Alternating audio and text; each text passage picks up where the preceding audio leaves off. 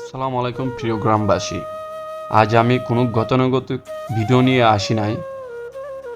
আজকে এসেছি সুনেশ্বর সরকারি প্রাথমিক বিদ্যালয়কে ঘিরে একটি জরুরি সত্য নিয়ে কথা বলতে এসেছি।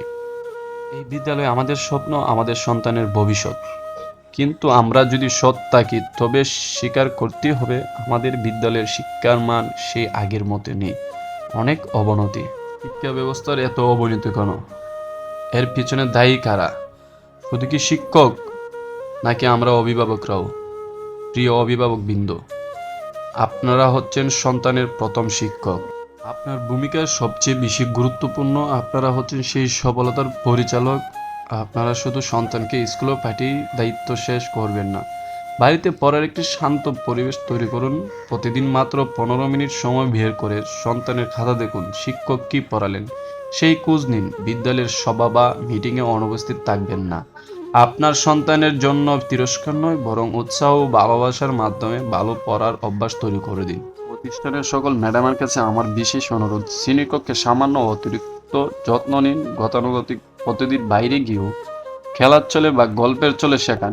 যেই শিশুটি ক্লাসের পেছনে বসে আছে, যে সহজে শিখতে পারছে না, তাকে খুঁজে বের করুন এবং বিশেষ মনোযোগ দিন। আপনাদের আন্তরিকতার সামান্য অতিরিক্ত স্পর্শই বদলে দেবে আমাদের স্কুলের চিত্র। আসুন আজ আমরা সবাই মিলে একটি দৃঢ় অঙ্গীকার করি, আমরা আর মান অবনতি দেখতে চাই না। শিক্ষক নতুন কৌশল আনবেন, ছাত্ররা মনোযোগ দেবে, আর অভিভাবকরা নিয়মিত তদারকি করবেন, খোঁজ দেবেন।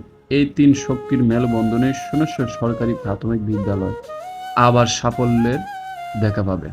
আমরা সবাই বিশ্বাস করি আমরা করব জয়, আর আমরা আমাদের বিদ্যালয়কে আবার সেই আগের রূপে দেখতে চাই। এই পরিবর্তনের জন্য আপনাদের সকলকে ধন্যবাদ ও কৃতজ্ঞতা।